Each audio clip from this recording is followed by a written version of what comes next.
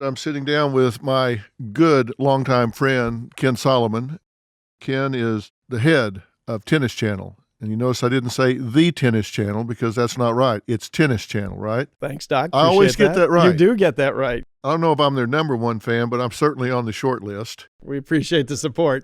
I always try and support Tennis Channel because they do a great job and have brought tennis into more homes in a more dynamic and interactive way. The history of any sport that has come on the air the way you guys have in the period of time you've moved this along. How long have you been at the head of the Tennis Channel? Well, it feels weird to say it's been 15 years because it was going to be just a little thing that we were going to give a try to. Right. But here we are, and we're just keeping going.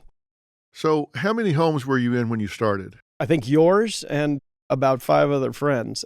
It was real small. It was in less than just a few million homes. Really? Yeah. And how many are you in now? We have 65 million TV households, right, who get it with their cable or satellite, the normal, what you think of as TV. And then we've got, many more with over the top and all the other ways that we come to the audience. Yeah. So what do you figure the total reach is for Tennis Channel with over the top, all the cord cutters, Yep. the premium app, everything? What do you figure your max reach is at this point? We're probably hitting about 70 to 75% of the audience, have the potential to reach that much of the United States audience, and just put the sport in front of them, right? Yeah.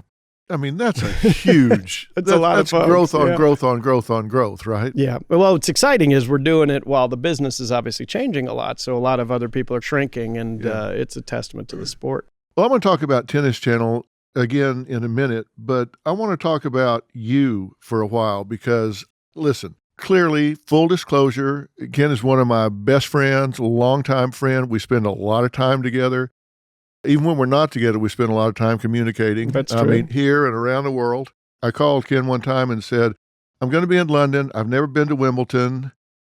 I know you're wired up over there. Can you hook me up with a broker? Because some of them are not real legitimate. Can you hook me up with a broker over there where I can get some tickets to Wimbledon? He said, no, I don't think I can do that, but I do think I can put you front row, center court, right at the net, if that's all right with you. And you set up absolutely the best experience you could ever have at Wimbledon. I think I showed up, went to the Wimbledon Club tent where we had lunch. The president of the All England Tennis Club, it was their tent, right? Phil Brook, that's right. Yeah, went in there, had lunch. Robin and I and Bill and Pat Ann Dawson had lunch in there, then went, sat on center court. I mean, there was me, Robin, the photographers, and grass. Yes. That was it. You could see the fuzz on the ball and saw great matches, had an amazing time. So that's a good friend. Well, it's fun to do it, and to be able to do something that makes you excited is fun. And that's kind of, in a way, what we try to do for everybody in some way. That was a little bit more special. Well, that was bucket list, I'll tell you for sure. I'll never forget it. So I thank you for that. But I'll talk about tennis some more in a bit. But I've known you for a long time, and I'm not just having you on because you are a good friend. I'm having you on because you are one of the most unique personalities in television sales, in television broadcasting of anybody I've met. And I've been in this now for almost 25 years with the time I spent on Oprah, now the 18 seasons that are here. You actually started out your career on this lot. We're on the Paramount lot right now on the Dr. Phil. Yes. Fill in the Blanks podcast studio, the back of stage 29. You started out on this lot, right? I did. In fact, the way that I came in, which is the side, is the way that I used to come in. I used to have to park on the street because I was an intern, and You didn't get to go on the lot? I did not. I had to earn about $7 million in revenue before they gave me a parking space. Seriously? But it literally was right here. You could throw the tennis ball over to Lucy Park, and that's where my first office ever was. So it's good what was to be your home. job? Well, I was an intern in the research department of the TV syndication business. And it was a time when television was exploding, and they put new TV stations on. People don't remember now, but there weren't cable networks. There weren't any of those things. So I got a first class front row seat to this studio owned probably 8 of the top 10 primetime shows week in and week out. And it really was the place where everything was happening. And in the movie business, they had done Godfather and Flashdance and the Star Trek franchises. And so I got to sell all those to individual TV stations. Yeah, and the Godfather office scene was shot right here on Stage 29 where my set is now. There's a lot of history on this It's set. all here, and Lucille Ball, this was Lucy Park, and, the business has grown up on this very, very spot, so it's good to be back. So how old were you when you came on the lot? I was 19 when I first actually came here and dressed up in a borrowed hand-me-down Brooks Brothers suit and my cousin's Gucci loafers, and I bought every trade and newspaper and put it under my arm so I'd look like I knew what I was talking about. I had no idea. But it's dazzling. I think you take it for granted when you're in the business, but you walk under those arches and it's special. Well, it's historic. I mean, there's so much here. You can feel it. Tell me about these Gucci loafers, because this, seriously, this is a legend on Paramount that this 19-year-old intern comes walking in. He's decked out like he's an executive here. I mean, people still talk about that today.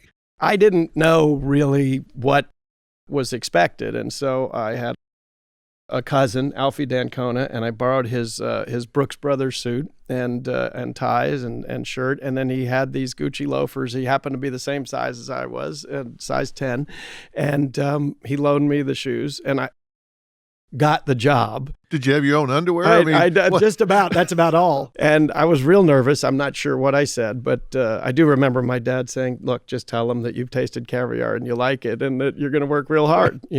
I really wanted it. And I'm not sure what they thought of me, but they said, we got to give this kid a try. And at one point, I'm taking ratings to all the executives, which at the time were the Barry Diller, Michael Eisner, Jeffrey Katzenberg. It was the golden age, really. Those guys all went on to run all the biggest studios and change the business. And I got called out by the head of research at one point. He said, yelled out, Solomon, right in the bullpen up there, and just a couple steps from here. And I thought I was in trouble. I thought I was getting fired. I don't know what I did wrong. And he said, you are the best dressed intern we've ever had here, don't you? I said, he goes, don't you know? And I didn't get it. I thought it was a real job. It wasn't really a real job, but it turned out okay. So who gave you your first job in television? Well, I have to credit a mutual friend of ours, Greg Meidel, right, who became the sales manager here and said, look, you should go in there and do that interview. And from that, it led to becoming an account exec in the syndication force. And Paramount really defined the business, as you well know, of how TV syndication worked. And that was really what built the lot in the studio. So those guys, it was a gentleman named Mel Harris and Rich Frank and Randy Reese and famous folks in the TV business. A gentleman named Bob Jackman was the general sales manager here. And they took a chance. Well, it's funny how this works out because, you say mutual friend Greg Meidel. He gave you your first job in television. And yes. You're right. The three of us are really good friends. Greg and I have been friends now for about 20 years. And when I was leaving Oprah, she had said, if you ever want to do your own show, just tell me. And I never did. And one day she called me in. It was in our 4th year. I was walking past her office up in Chicago at Harpo Studios, and she said, hey, dummy, come in here a minute. I said, me? Are you talking to me? She said, yeah. I said, it's time. It's time. You need to do your own show. That's when Burrell's transcripts, you would order a transcript to a show your own. She said, 80% of our orders for transcripts are for your shows, and a huge amount of our mail is for you. It's time to do your own show. I said, okay, let's do it then. We started to do it at Harpo. That was going to become a 2-show studio instead of just hers. Yep. We got to looking at it and thought it's going to strain this one studio too much. We need a production partner. So we reached out and started talking to, Warner Brothers and different people, and Paramount, who Greg was with at the time, came in, and that's when I met Greg. And within 10 minutes, he and I bonded. Because, I've always said Greg should either be the head of a huge sales organization or the doorman at the Palm. One of the two. Because he's never met a stranger, makes everybody feel comfortable, and makes feel like you know him within 5 minutes. And he was instrumental in getting the Dr. Phil show out here to Paramount. We've been at this same studio for all this time, and he's been a huge factor, element in the success of the Dr. Phil show. And in fact, that's how I met you. Yeah, that's right. Through Greg. Yep. So he gave you your first job. He was instrumental in getting the Dr. Phil show out here. And now the three of us are together several times a week with Freedom, actually, who's sitting over here recording all of this. Yep. One of our other tennis buddies. And when you started with him, you were selling television. I was. And people don't really understand how that worked then and how it still works now in terms of syndication. I think people turn on the television and they look at a show and they think, well, the show's a show's a show. Yeah. But there's a difference between a network show and a syndication show. And you came up through syndication. Correct. Talk about what that means. Yep. And then went to network, which Right. was the opposite. Well, I think that they don't necessarily have to know, but it's fascinating because when you turn on your television station, whatever channel it happens to be in your local market, you just assume it's going to be there. And you don't realize that there's both the network. There were the ABC, NBC, CBS's, and Fox, the big broadcast network. And by the way, when Greg and I started, there was no Fox network, and we helped put that together as well after leaving here. And but you also have the local stations with their local newses and obviously the time periods around the news. And syndication used to be thought of only as reruns, right? Whether it was the old shows going all the way back to the Andy Griffiths and the I Love Lucy's right up to, Friends and Seinfeld and all the shows that have been the staples. But the idea of first run syndication, of making a new show every day, was born at Paramount right here. And the first one was Entertainment Tonight because they said, let's do a news show about the entertainment business. But they had to have satellites to get it to the TV stations instead of the tapes. And so syndication was literally a team of people going out to every single one of the 200 markets in the United States that it's divided up into and selling that show individually to a particular station in that market. Yeah, so you'd roll into Dallas, Yep. roll into Spokane, roll into New York City or whatever, and call on the different affiliates there, Yep. NBC, ABC, CBS, The Tribune. Independent, Tribune station. Whatever it might sure. be, and say, okay, I got this television show, and I'll license it to you. Correct. So what kind of time slot would you have for it? What kind of money would you pay me for it each week? And you take usually the highest bidder, but not always. Depends on the strength of the station and Yep. what kind of advertising dollars they get and that sort of thing. And a lot of people do find it interesting. I've had so many people ask me about that because I'll be on, like in DC, I'm on Fox. In another city, I'll be on ABC. And in like a lot of the top 20 markets, I'm on CBS because that's my launch group. Sure. So you're on different stations and they go, how is that? You're on a lot of CBS stations, but then you're on NBC.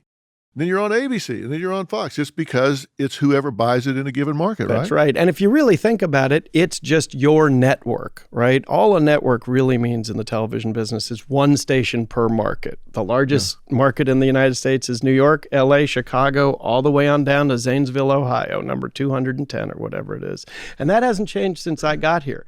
What has is you got all these other ways of getting TV as well. But syndication is still far and away the biggest audiences, and the audiences that you get with the Dr. Phil show, with the doctors and all of the other, 12, 15 shows that you have on the air dwarf all of the new media that is very important and that we pay a lot of attention to and happy to talk about. But I think no one should forget that this is the staple that more people are watching on a daily basis, the Dr. Phil show, in syndication on individual stations, than all of the sort of internet stuff all added up combined. Well, we hear so much, and because you've come up through it and you've watched it change, because when you started, there really were like three networks. I mean, that was it. That's You're all. selling. There were only three. In fact, the idea of Fox, when we went over to Fox, it was just starting. It was kind of a punchline to a joke. They had, this crude animated show called The Simpsons, and it was even before that, and a show called Cops, which everyone said, gosh, how, boy, you can't do that. Yeah. And the Langley's show. The idea of a fourth network was, Yeah. John Langley, who's also our friend, right? Right. Very close friend. It's hard to imagine now, Phil. This was not that long ago that the idea that they literally said there will never be a fourth broadcast network. Right. And I ended up becoming the head of distribution for Fox, the network, not Fox News, which is what people think of Fox as now. And then there's we 20th fought that Century battle. Fox, which does the movies. Exactly, and that the sort of thing. studio. Yeah. And first Barry Diller and then Rupert Murdoch, who owned the company, and ultimately Mr. Diller left, and Mr. Murdoch made the Fox network not only competitive, but ultimately we beat when we took the NFL from CBS. We took a bunch of the CBS television stations' affiliations. You talk about these local markets and syndication, but those affiliation agreements are not forever. Right. They're sort of redone. And, I'm sure some of your listeners have had a case where, wait a minute, didn't that used to be ABC and now it's NBC? Because it can change. And we said, we're going to come in with a new idea. Come join Fox. And we got, in a lot of the major markets, we got the CBS stations or one of the other affiliates to switch. And lo and behold, boom. It's hard to imagine a time when there weren't 4 broadcast networks. But that was a fanciful dream. And I think from launching syndication here at Paramount and changing the paradigm with Entertainment Tonight, which was, again, the first run syndication show, or Star Trek The Next Generation, which was a crazy idea, right up through all that's been done, it does change quickly. And if you have something exciting and a great product or something that people love, like you and the things that you do, there's always new ways to get to them, and it's fun. Because you're involved in this, I want to talk about it because there's all of this talk about cord cutting. People that are saying, all right, I'm not going to have the same television packages that I've had before. And it's like there are so many homes in America now that don't have landlines. That's right. Sure. I mean, think about it. How many people do you know don't have a regular telephone? We don't use a home phone number. I think we have it for emergencies, but nobody calls. Right. You don't want to pick that phone up. It's That's probably right. spam, It's a telemarketer. Right? Yeah, Exactly. People have really moved away from having landlines. It's just always cell phone. And now that you can Wi-Fi call, so you don't have to have necessarily good cell phone service, which, as you know, up on the hill with me, used to be like a third world country up there for cell phones until it started rolling over to Wi-Fi. We actually like that a lot. Yeah, it was kind of private. It's good to hide. Yeah. But all this cord cutting and all, I think it's great. But people forget that all of these platforms that are out there have to have content. That's right. And they get content from broadcast. That's right. If I don't make Dr. Phil shows, then YouTube doesn't have anything to put on YouTube. If Friends don't make Friends, then they don't have anything, any of the reruns to put up there. And I've got a Dr. Phil channel on YouTube. And last year we had over 2 billion with a B views on the YouTube channel, which is great. I mean, I love that because it gets my message out there to a lot of people. Yeah. But if I wasn't doing the broadcast side, I'm kind of like Mark Twain with regard to broadcast television. The rumors of my death are greatly exaggerated. Absolutely. Because broadcast has to be there. Now they're starting to do their own content. Yes. You've got people like Apple and Amazon and others that are beginning to start generating their own content, but it's still going to be a while because these internet platforms are 24 hours a day, 7 days a week. They are content-eating monsters. Yes, absolutely true. So you just got to keep feeding the monster, right? I think that you're exactly right. And we live in an interesting world. If I could do this for 2 seconds, it's fascinating. If you think about how technology changes the way that people get their content, you go all the way back to the beginning, and they kind of used to tell stories around the campfire. And then Gutenberg came along with the movable type. And what did he make for his first book? He made the best-selling last handwritten book, which was the Bible, right? And they always take the old content and then try to graft it onto the new. Right. And then along came, Morse and ultimately the beginning of radio. And when they were able to actually do a radio telecast, they didn't know what to do. So what did they do? They read books into a microphone, right? So they took the old and they put it on the new. And then later came the idea of news or the play, right? Or the soap opera. Then along comes television. And what do? They've got this thing where they got moving pictures and sound. What do? They take all the radio stars and they put them on TV.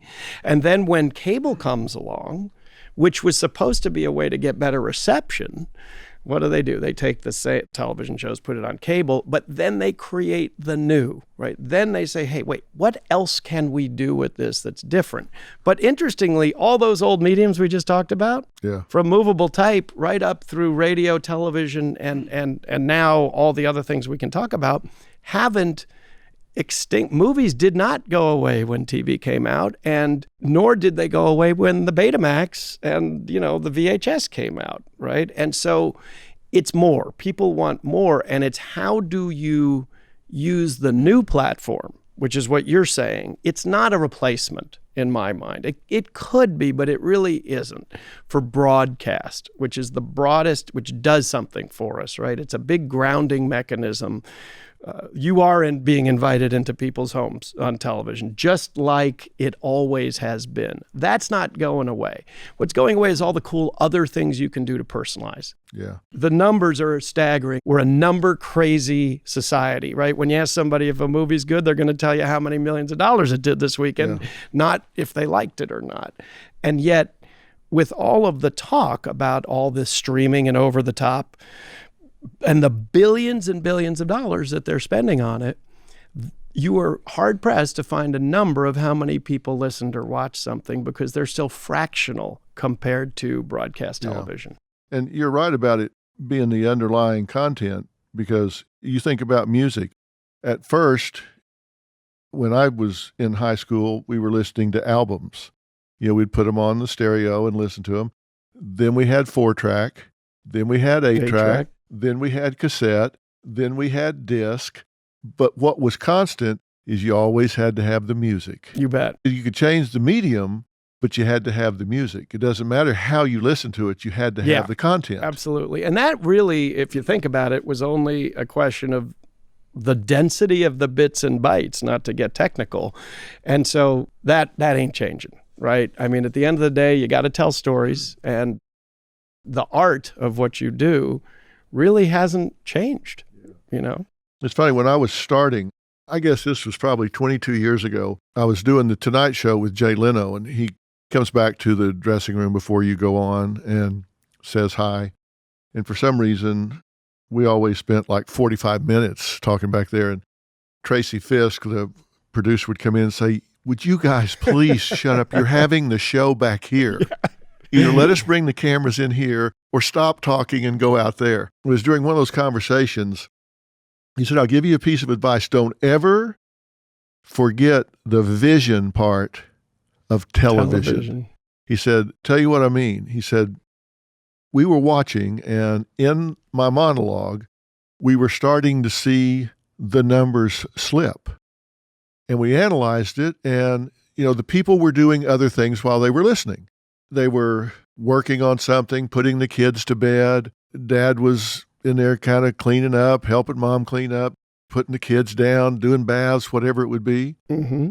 And they were distracted, so they weren't really listening. We started putting sight gags in the monologue where they would show the president at the podium. Then they would cut away and show it from behind with some actors, right, and sure. Show the president goosing somebody next to him or something. And everybody would laugh. And they would go, what was that? What was that? And they had to go in there and look. And he said, when we put sight gags in the monologue, numbers shot right back up and stayed steady because people had to watch so they didn't miss the vision.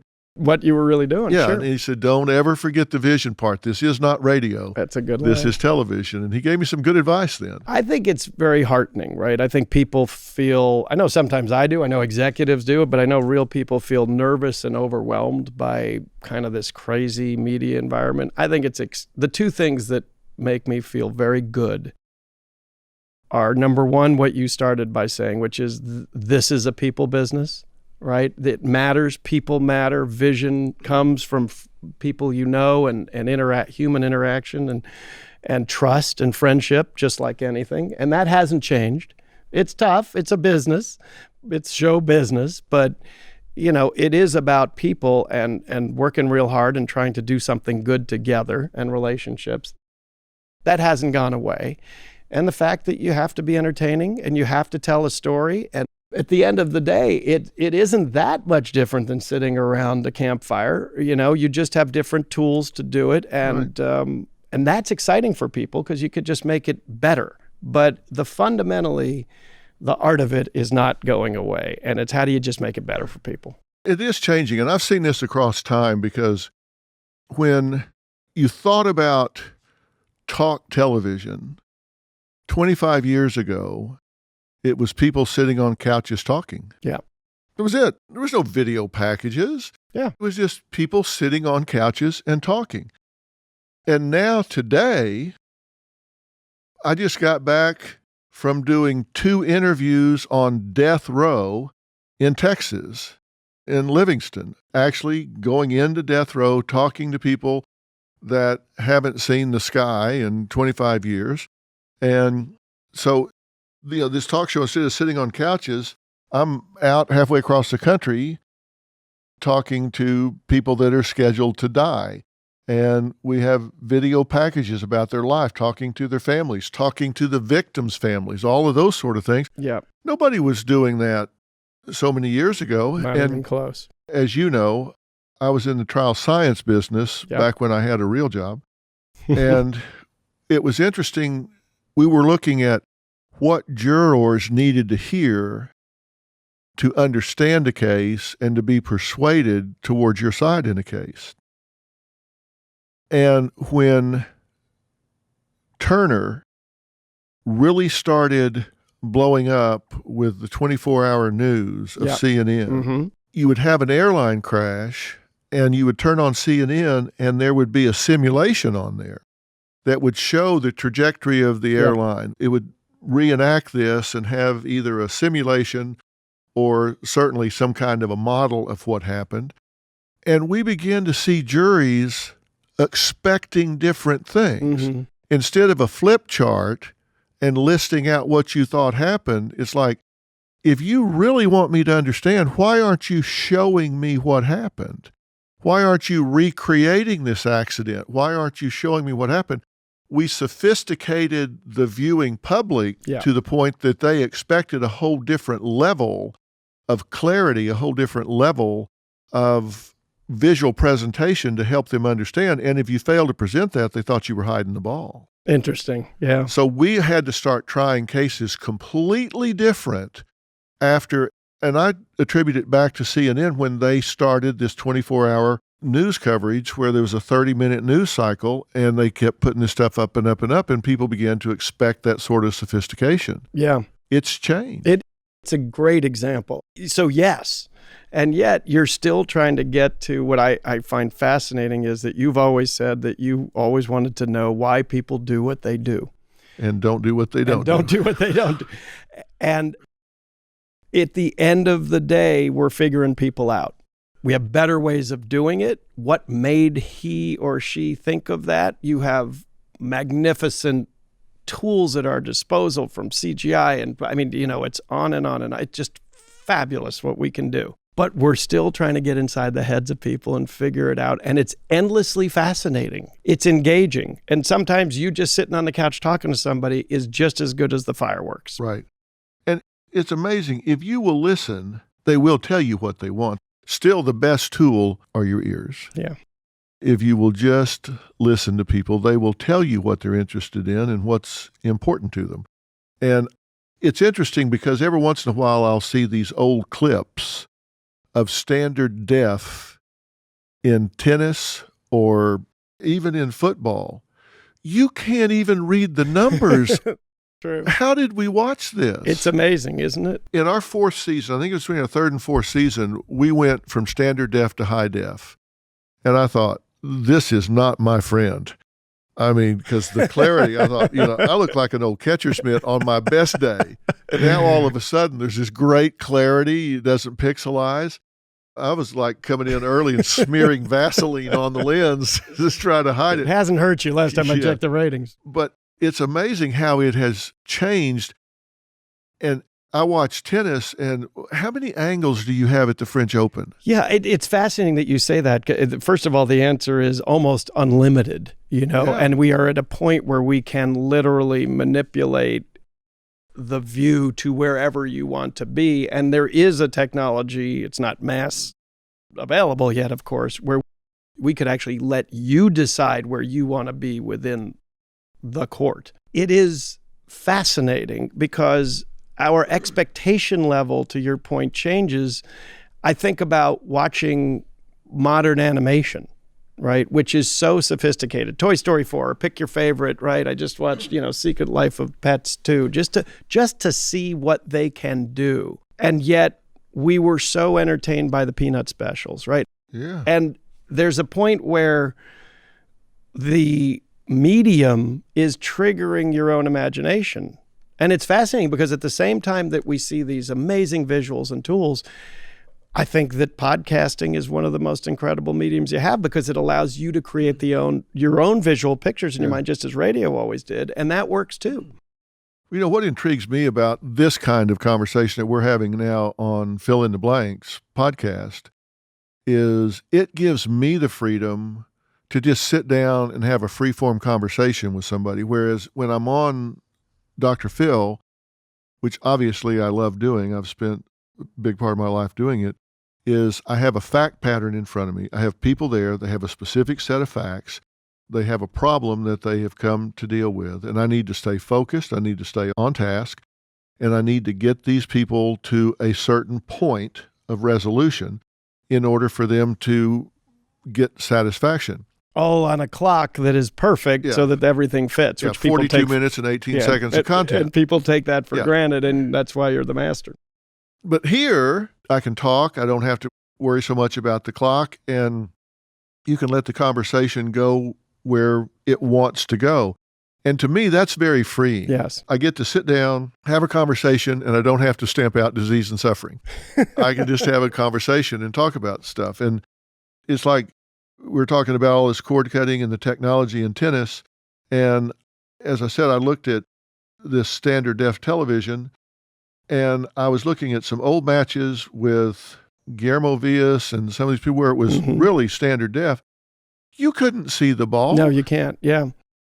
And now with ShotSpot, they get down where they can show this ball in reference to the line within like a 32nd of an inch. How many frames a second does it have to be to get that precise? Pretty much whatever you want is the answer. I chased high definition, even before we had sort of the resources to do it. When we knew HD was coming, I said, we've got to do this because for some it will be pretty pictures, for us it will be transformational. And I think this goes to the point of our discussion. Some of this is just nice and it just makes it better. It's just like a new flavor. For some, it's transformational. And tennis had to be free form because as you well know, and I don't know if your audiences are all as into it as we are, but it's got a very unusual format in that it's always on 24/7, 365 somewhere in the world, usually simultaneously in multiple places, who aren't really talking to each other. So covering it was hard. And being able to see the ball was hard. And so the engagement level, I knew that we would be able to create by having high definition would be transformational. For a couple reasons. One, inherently seeing the rotation of the ball gives you more information. You start understanding what's going on, right? Inadvertently or otherwise. But it's a contest between two people again. At the end of the day, two are walking on the court, or four if it's doubles, but usually two. And one's going home in a body bag, metaphorically, of course, right? Someone is going to lose. Someone is fighting for their life. It's single elimination. And so the emotions that you go through on a tennis court are so analogous to real life, to all of us in so many different ways. And I think that's why we love it, watching it and playing it. And HD allowed you to see the expressions on the faces, the joy, the anguish, the split-second decision-making that you just couldn't, like you said, you couldn't even see the ball, whether the ball was in or out. Yeah. And I don't know if people really think about it this way because, we analyze it and maybe we're getting too inside baseball here and people are going to switch off and go listen to something else. But as you said, I'm interested in why people do what they do and don't do what they don't do, which includes why they watch and listen to what they watch and listen to and don't watch and listen to what they don't watch and listen to. And my analysis is this. Maybe all of you listening can make a decision as to whether or not this applies to you. But I think people choose what they watch and listen to based in large part on how high the stakes are. Mm-hmm. If you watch a television show, whether it's Ray Donovan, Bull, NCIS, The Godfather, the Australian Open, which is coming up, whatever, if the stakes are high and you know that somebody is trained for this, that's why the Olympics, Yes. none of us swim competitively, but we're locked in Yeah. on these swimming Curling. competitions, whether somebody touches the wall a quarter of a second, because they've devoted their life to it.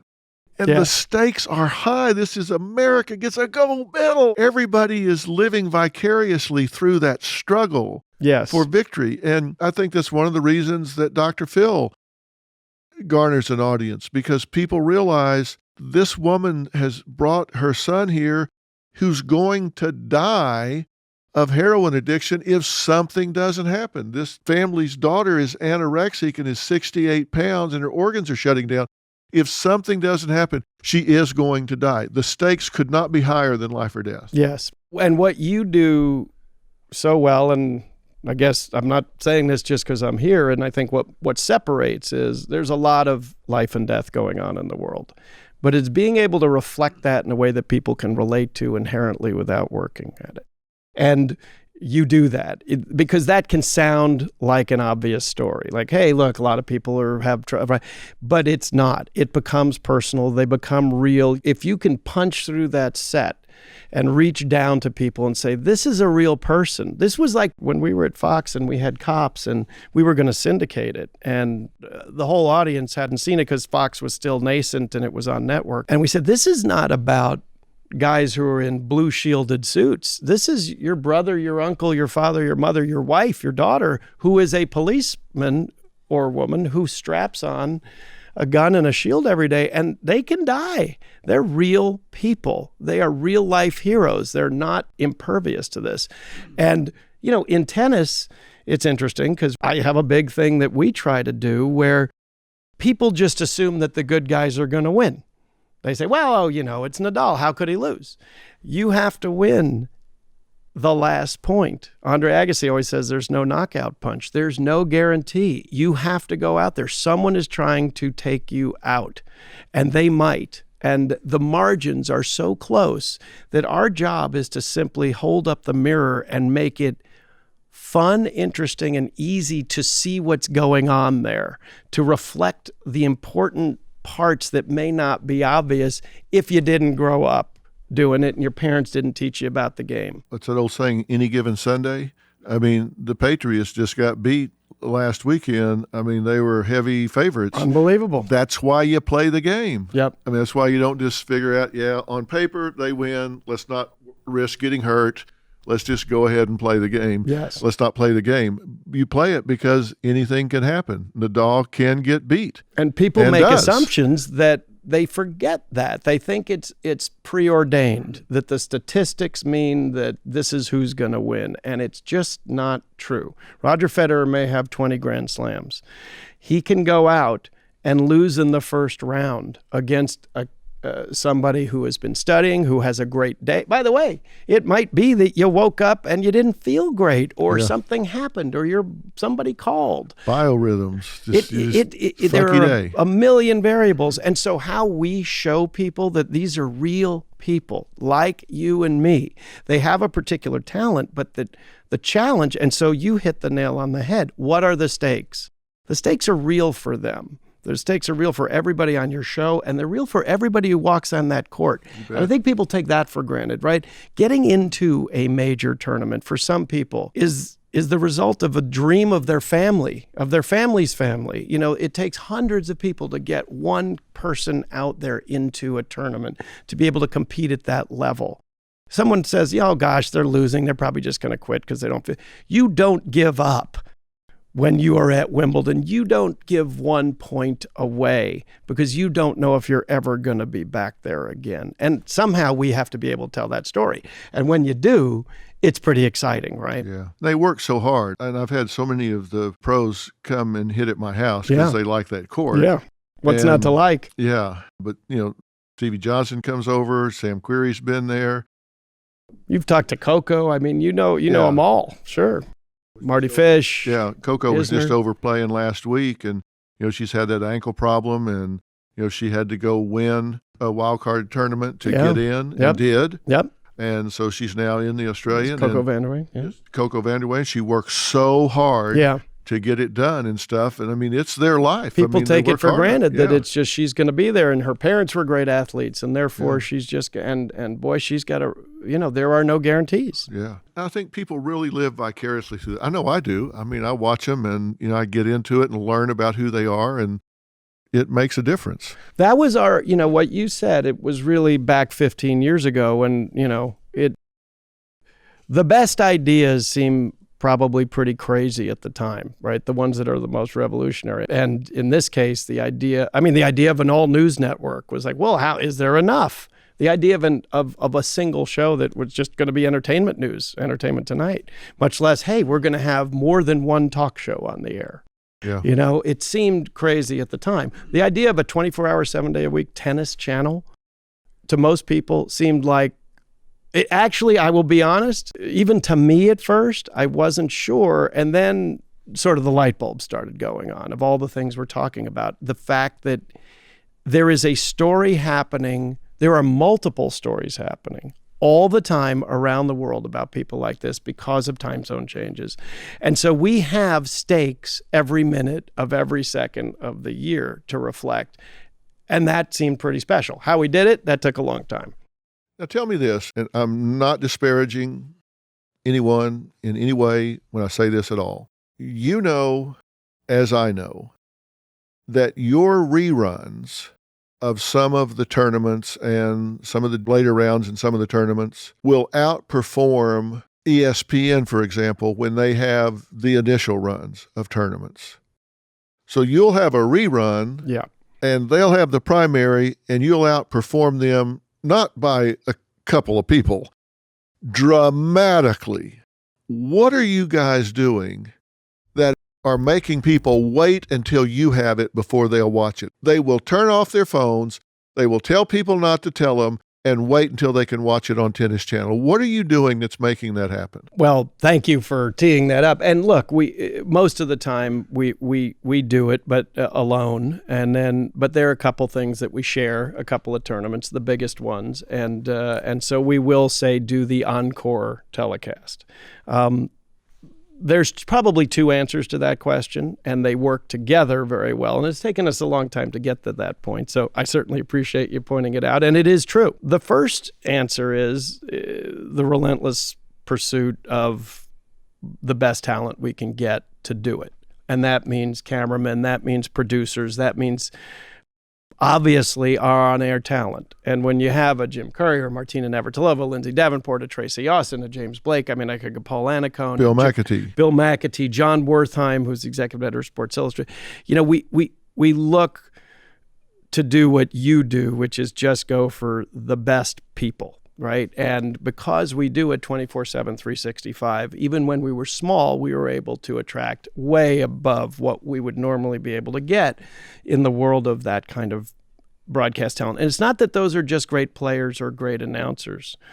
It's that they're really good at storytelling, at relating to you what they see that's compelling. So that's the first part, and we just try to do it better. And look, it's a little we have an unfair advantage. We do this 24 hours a day, 7 days a week, 365 days a year. And prior to Tennis Channel, 95% of the tennis in the world wasn't on TV because it didn't fit. So you'd have CBS do the U.S. Open, and that was about it, maybe one or two others, and they do the same thing they've been doing for 20 years. They weren't innovating. We're trying to innovate. The second answer is probably in our modern world, Phil, the real answer, which is it's just hard to know where to go to find anything these days. I mean, it's one thing if it's one football game, right? Yeah, everybody knows where the Patriots game is because it's going to be impossible not to know. But those sports operate on the notion of a format that is forced scarcity. They only want a few games so that every one of them is a mini Super Bowl. And that is brilliant for television. Ours is the exact opposite. It's turned on its head where we say, look, the greatest match that's going on in the world at any given time, 95% of the time it's going to be live on our air, as defined by us, either on our air and our over-the-top streaming, so that you can pick if you don't like what we picked. Or we're going to bounce around and show you all of them, and then you can go pick online on Tennis Channel Plus what you want to see. But you know where to go. And so if you've been watching the Australian Open, or Roland Garros is a perfect example, where we have all but the finals live, and then pretty much, and then, we share one or two matches with NBC Broadcast, and then they do the first airing of the men's and women's finals, and we do an immediate, our own telecast just following. If you've been watching us for 2 weeks, it's part of this is just making it easy for you. It's not your job to have to know. It's our job to say, whenever you show up here, we're going to have it for you. And when you get here, we make sure it's good, you know? I know there are highlights in all the time that you've been at the Tennis Channel, but I'm sure you would agree that me helping to call the Del Potro-Federer match at the U.S. Open had to be on your short list of highlights in the history of Tennis And Channel. Roger Federer still holds it against you, because I believe it was the fifth set where you were in the booth, and all of a sudden things changed. Juan Martín Del Potro, and gave quite a speech. Yeah, and he beat him because Federer tried to slug it out with him. Yes. Federer is a shot maker, Del Potro is a slugger, and Federer tried to slug it out with him. That was my analysis. You can't do that. You can't slug it out with him. He's too big. He's too strong. He hits it incredibly hard. Yeah, and Federer stopped making, finesse shots and tried to slug. You can't slug it out with a guy. He's too big. He's too strong. Agreed. That's my 2 cents worth. I think that's right. Yeah, I had a short career. I don't remember you asking me back. We can't get you, between the podcasts and all the TV shows you're making. Yeah. Talk for just a minute. Tennis is not new to you. Your parents, big in tennis. How old's your mom and dad now? Well, my dad's 86, and my mom is, somewhere in her 70s. I'm not sure that's appropriate to say exactly. But she's mature. And I can't catch her. First of all, on the court, her forehand to this day is harder than just about anybody I know, and she's running up mountains and they're incredible athletes, amateur athletes. My dad is in now the Southern California Tennis Hall of Fame, and is a great player and was a great athlete. He was a basketball player and in college and in the Army, and came to tennis a little bit late.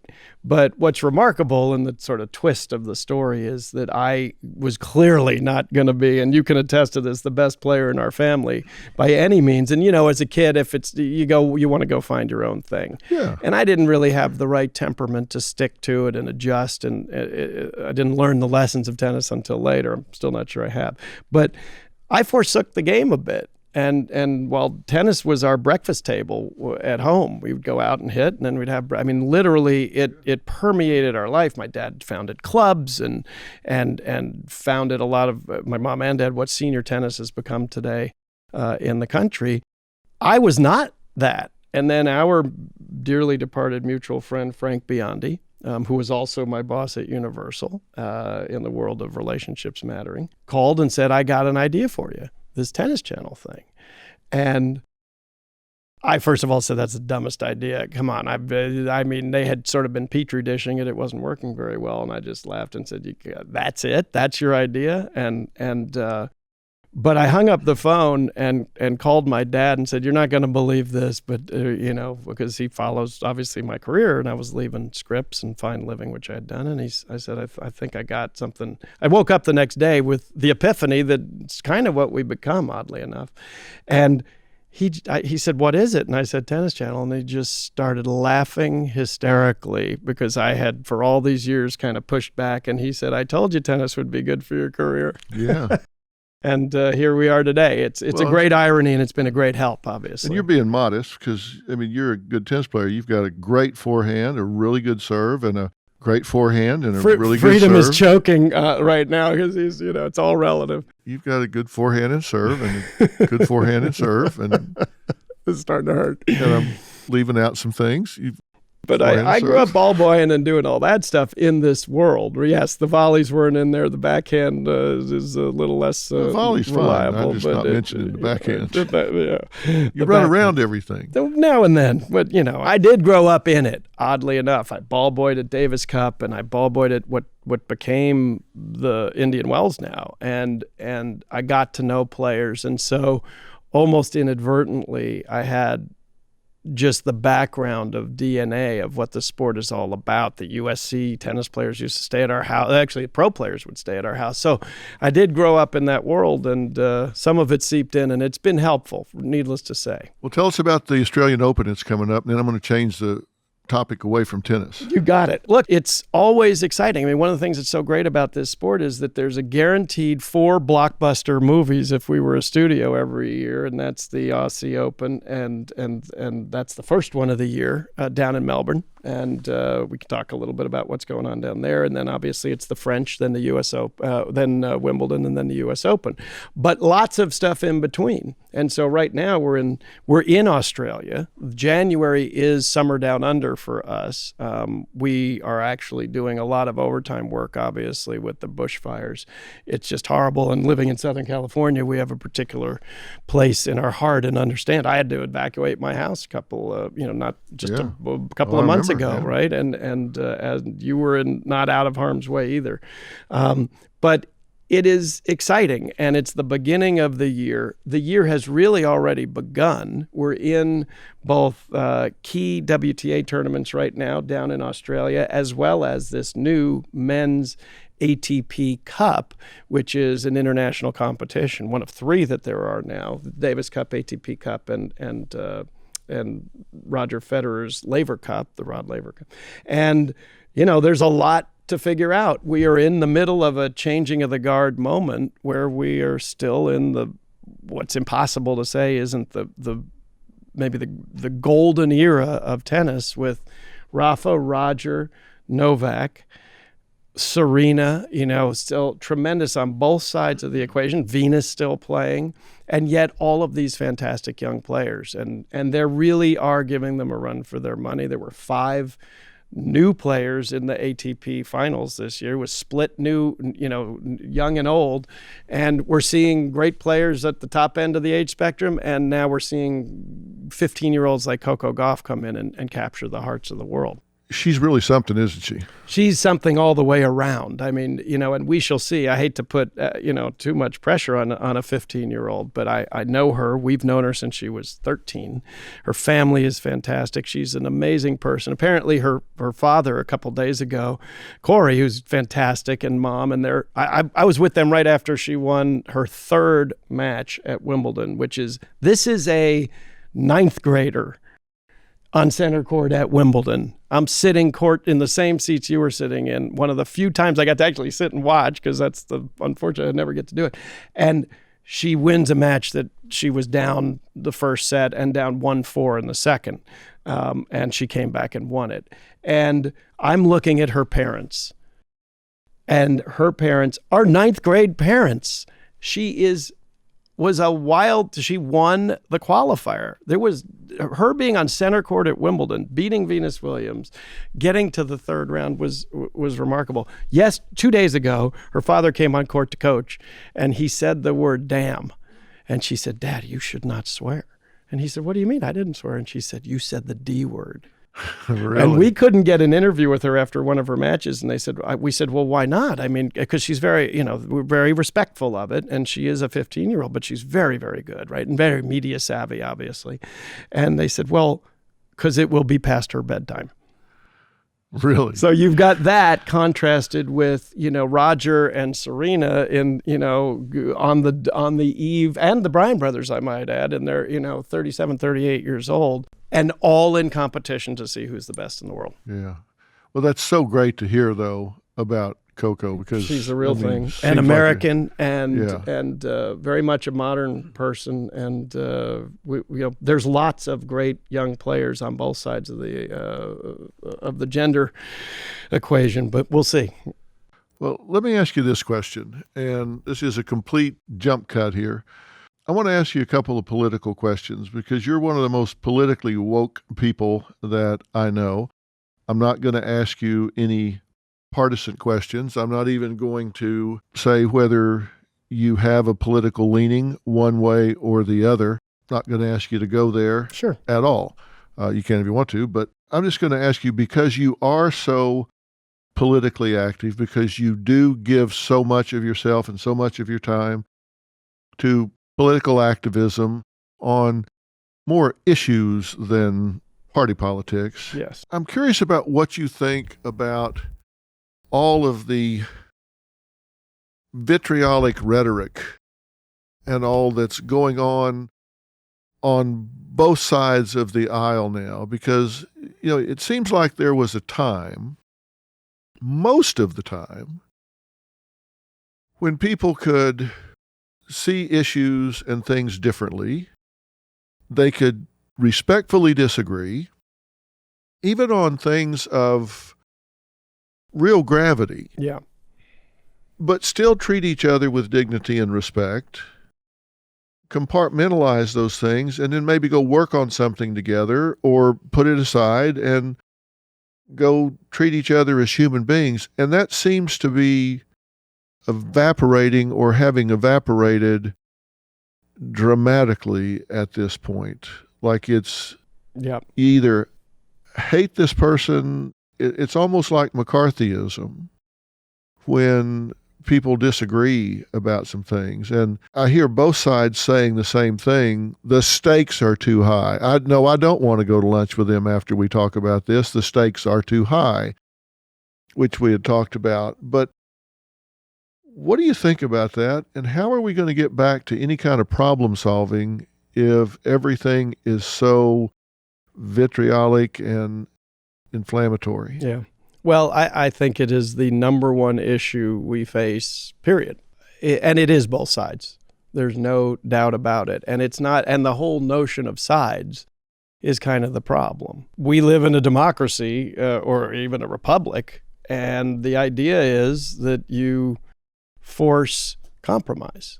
That, of course, there are going to be different points of view. And the initial idea was, great, let's get everybody in the room. Let's hear all the different ideas and come up with something that everyone can live with. It's just got to be that way. There's no, if anybody's forcing their will from either side completely, it's just going to swing too far one way or the other. And you're going to have what we do have now, which is just the pendulum going completely the wrong way, from too far to the left to too far to the right. And the reality is that I don't think of myself as an activist at all. I think of myself as what you got to be, which is a citizen, and the job of citizen has some responsibility. The democracy is not self-activating, and it doesn't work if people don't participate. What does get me angry, even more than people being as vitriolic as they are, because I'm angry, but I don't know what the solution is when people complain without doing anything about it. And the reality is that a lot of people have fought really hard to get us to this point in the world.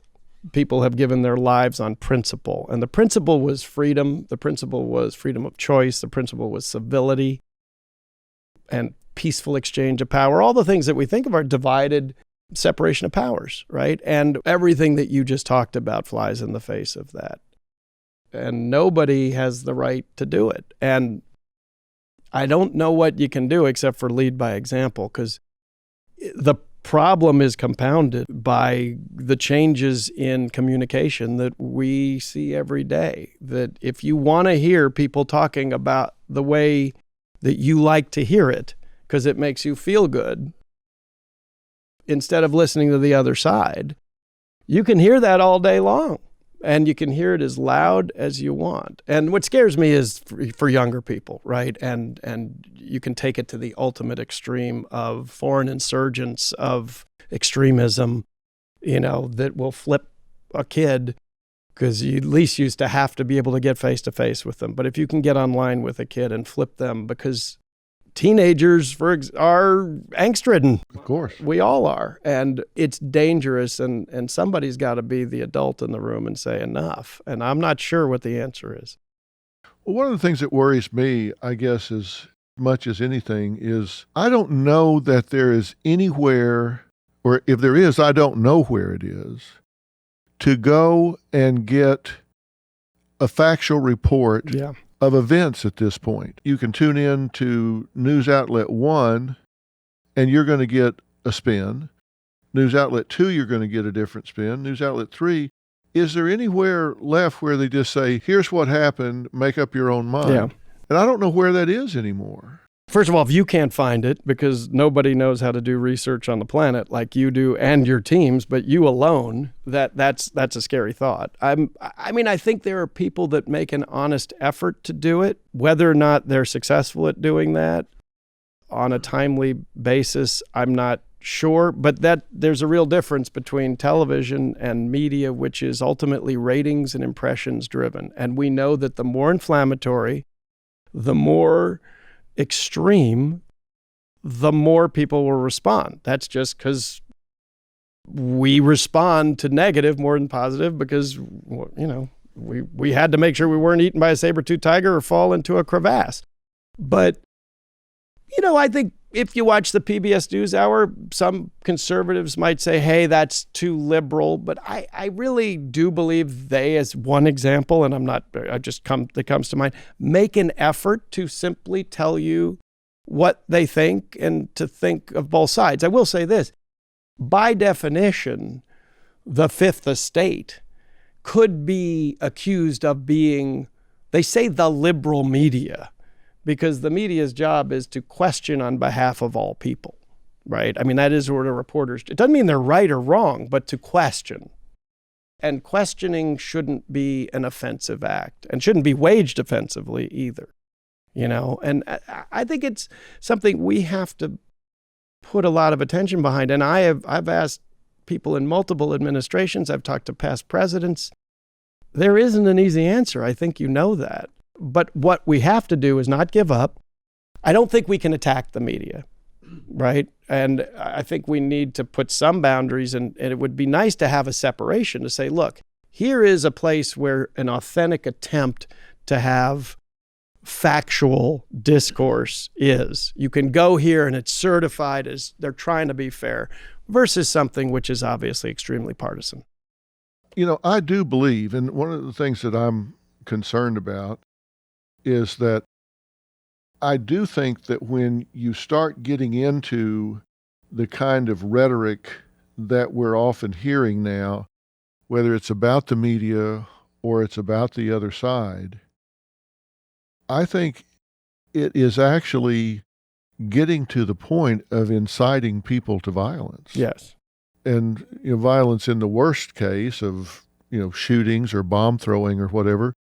But I think it's certainly getting to the point that it's inciting people to become aggressive towards someone that they consider to be on the other side of an issue with them, as opposed to saying we disagree. It's almost as they feel like they have license to or are not wearing the jersey well if they're not being loud and they're not being in-your-face aggressive. Yes. And that, to me, is a formula for disaster. Agreed. I mean, you have families around the dinner table who can't talk to other family members because of who they support. And that just can't be. I mean, fundamentally, you have to embrace a diversity of opinion. There are no right answers to any of this stuff. Not that I know. And so someone having a bona fide, thoughtful difference of opinion, it has morphed into an insult or who you identify with. And look, I mean, they point to the moment we're in with the current administration, but the current administration is a reflection of us. When people say the government, we are the government.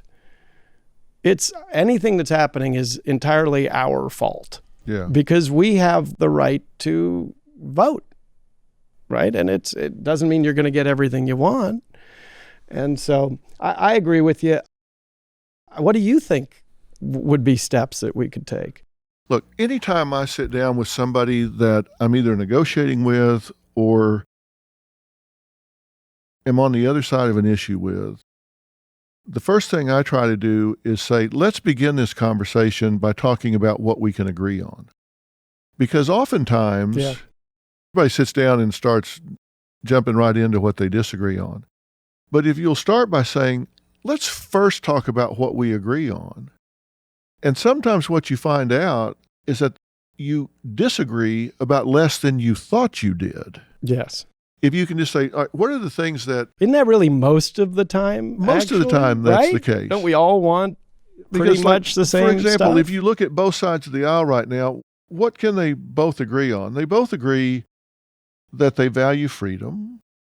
They both agree that they want their families and their future to grow up in a safe and secure, free society. Yes. They both agree that they want to prosper. You can start to list out where you say, okay, and so now it just comes down to what we disagree about is not what we want, but just how we're going How to do it. get there. Exactly. What is the solution? But we want the same things. But when you see frustration, there were more mass killings in 2019 than any year dating back at least to the 1970s. And that's defined as 4 or more people killed, not counting the perpetrator. Yeah.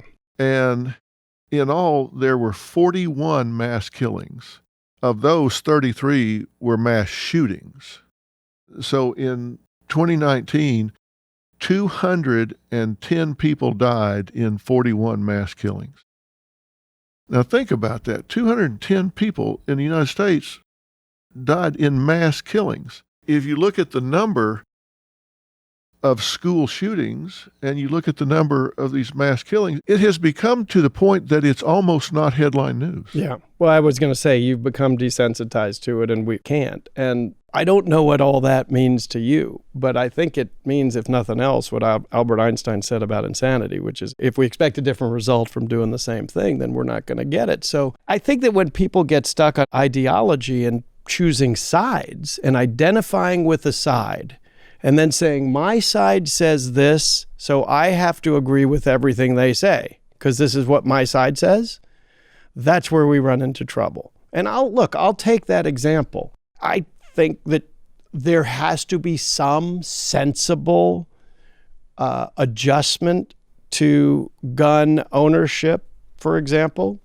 I think people should have the right, and I'm not against it. It's a completely separate issue. Then are there things we could do that could take a big chunk out of that beyond putting more guns out there? And I'm not talking about, I'm saying if most people seem to agree, I mean, every statistic I see says that 80+% of the country, including NRA members, say, sure, it probably makes sense that you could have some kind of clip size limit, right? Or gun show loophole, whatever it is. Do we agree on that? Yes. But the idea that, wait a minute, my side, and I wish I was arguing something on the other side, right? Because I'm not trying to pick one that's for one or the other. But to me, it's an apocryphal issue because people do seem to agree, and yet movement is looked at as weakness. The fundamental thing, Phil, is that if democracy is based on the notion of wreaking compromise, but if compromise is looked at as weakness, which it is today, right? We have people on the right and people on the left saying, don't you give an inch. You're supposed to give an inch. You have to. In fact, if you and I were in charge and it were a company, we'd say, if you don't find a way to compromise, you're going to be fired because that's what you were hired to do. Exactly. Not to build a wall and say, I'm not going to move an inch, because we're never going to get anywhere. We're just going to ping pong back and forth between extremes. Well, I watch them arguing so much and I'm wondering who's doing their job. Well, it's not getting done. The amount of legislation that's being passed, we're not solving the problems, and that's why they're getting deeper. And look, I'm actually an optimist, you know this, and I think the answer is, well, let's all get involved. Every single person listening here can do stuff, and whatever you believe, all I would say is be educated about it, right? If you have a supposition as to what's right and wrong, I do think you have an obligation to try to, as you said, find the real facts. I worry about people just say, get out there and vote. It's because, when I look at people that are champions in life, you hear people say, if you want to be a champion, you need to be passionate about something. But the real truth is, if you want to be a champion, you need to be passionate and you need to have everyone around you passionate. Mm-hmm. You need to have a way for them to be involved and be passionate. So it's not a matter of just, hey, if you want to make a change, get out there and vote.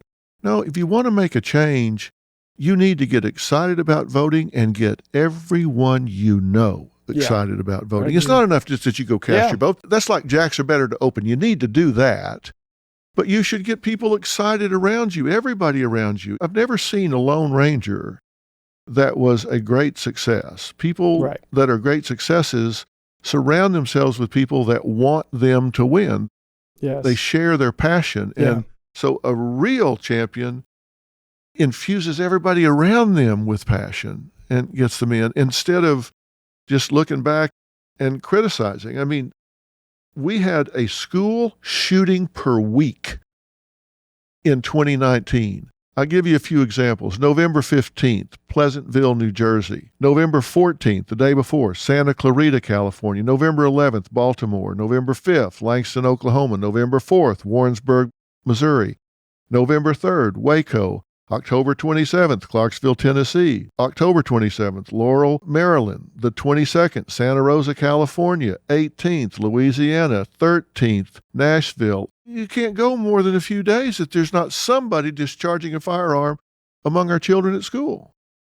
There's frustration. We need to stop arguing and look around and say, we have problems that we can fix. And people ask me a lot of times, they say, well, why don't you use psychological tests and screening devices? The truth is, we don't have that technology. We can't predict by psychological testing who's going to take a gun and go misuse it. Right. In fact, it's the opposite. The mass shooter doesn't show up in that way. Look, and I don't know what led to that, but then there are literally examples where you have people having disinformation campaigns afterwards saying, well, that never happened. Those parents made it up. That's a real thing. And I don't know how you legislate that, because we do live in a free country, and I do believe in freedom of speech. But if you're actively trying to paint an untrue picture, saying that parents made up a mass shooting, that it's a conspiracy theory, and you're allowed to propagate that because you believe that ultimately the ends justify the means, because you think there should be no limitations on, for whatever reason you may have to do that. I'm not sure how you solve for that, because people want to believe it, And one thing that I will say for the average person out there that is difficult is it's gotten a lot harder to know where those true sources are. And these sources can look very credible, and increasingly they can be from nefarious places outside this country, as we know. And that's not a conspiracy theory. That's a fact, because it's just good business to be able to move our population in different directions. And listen, this is not as big a mystery as it seems. If you go back to 1966, there are 4 things in common with every mass shooting that's happened since 1966. Every shooter. Number 1, childhood trauma. Mm-hmm. Number 2, there's a personal crisis at the time. Maybe they feel marginalized. Maybe they've suffered a loss, something like that. There are examples that validate their feelings. They've seen somebody do something that says, okay, I'm right. Mm-hmm. I'm righteous in what I'm doing. And number 4, they have access to a firearm. I believe that 50% of the solution to any problem lies in defining it. Those are 4 things that are common to the shooters since 1966. We're talking 50 years here. Yeah, that's a pretty good evidence. You're talking about childhood trauma, a personal crisis, examples that validate their feelings, and access to a gun. So how come we can't get it done? And what's interesting, one proviso before you answer that is, and I'm not in it to debate it, but I hear that. You're not going to prevent people from having personal crises or feelings are marginalized. We need to work on that, but that's a never-ending challenge. But when you have people who say, oh, no, that's not the problem, and you look at the fact, I think the thing that's even more disturbing, Phil, is unless I have not heard of a single other country in the world that has this issue. It is an epidemic. I don't think it's alarmist to say that. No. And No. when you try to offer solutions and people who are ideological on a slippery slope basis that say, next thing you know, you're going to want to take all my guns away.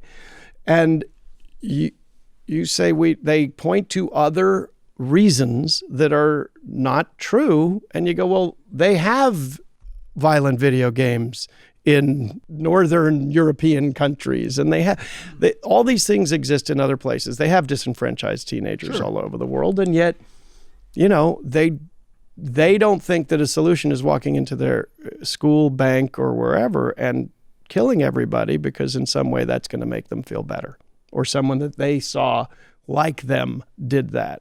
Well, you said, what do we do about it? Well, let me ask you a rhetorical question that you can maybe lean into. Yeah, I said there are 4 things: childhood trauma, personal crisis, something that validates their feelings, and access to a firearm. Who knows that about Billy? The police don't know that about Billy. Justice Department doesn't know that about Billy. Who knows that about Billy? Yeah. Who knows that about Billy are the people in Billy's life. Mm-hmm. And then people go, oh, wait a minute, we're talking about a Big Brother society here? You're not informing on someone. Right. You're reaching out to get them help, because what happens when they go pull that trigger? They ruin the lives of the people they shoot, and they ruin their own life. If you can keep someone from doing that, you have given them the greatest gift they would ever have. But the people that have access to that information are the people in those people's lives. Yeah. That's who has access to this information, are the people that work with them, live in their neighborhoods, live in the house with them. Yep. And one of the most troubling statistics that I've seen is over 80% of school shooters tell somebody what they're going to do, right, when they're going to do it, and why before they do it. Almost 70% tell 2 or more people what they're going to do before they do it, and nobody does anything about it. Right. They're saying, how do we solve this puzzle? It's not really a puzzle. We know who does it. We know why they do it, and they often tell somebody when it's going to happen. Yep. But nobody acts on it. People always say, if you see something, say something.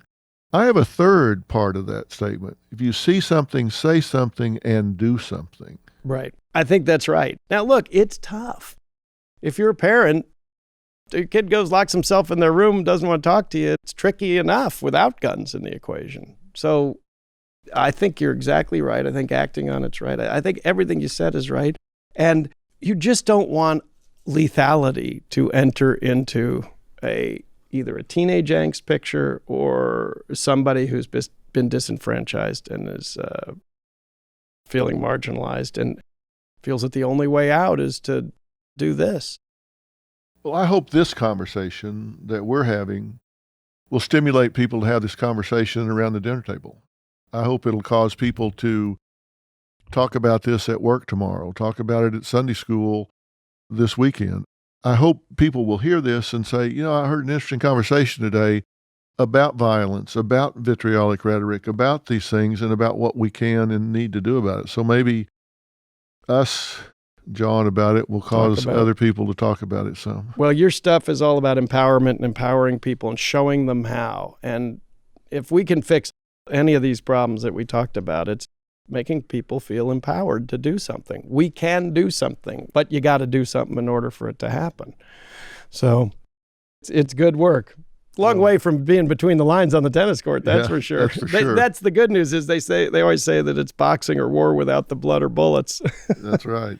Well, I've kept you long enough, but I got just 1 or 2 final questions. Who's going to win the Australian Open? That's a good one.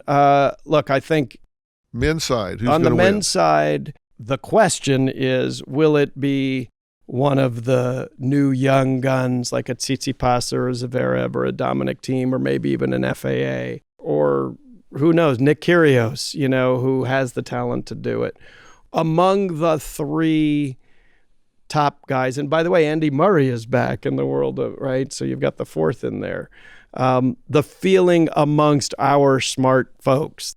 I was talking to Jim Courier and Lindsay Davenport over the last couple of days, and Paul Annika, a bunch of them. And there's a feeling that Novak is just in such tremendous position to continue what he's done. And so it's hard not to pick Novak on the men's side if you're trying to predict. But the magic is, we both know that he has to win 7 great matches, and that's what over 2 weeks, and that's what makes it so exciting.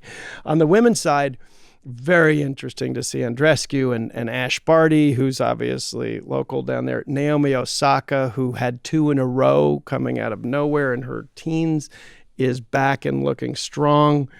There's a lot of good young women. By the way, no one says that Coco Gauff couldn't or Sophia Kenin, but there's also a feeling that Serena may be back now, and that look, she is one away from tying Margaret Court's greatest of all time record of 24. And the interesting thing is when Margaret Court did it, not to take anything away from Margaret Court, 11 of those were Australian Opens, and the Australian Open in her day was a little harder to get to Australia. Long way away. It was a lot less. The top players didn't play it as often. Again, she's got the number, but this is something that Serena is living for, and she's gotten real close.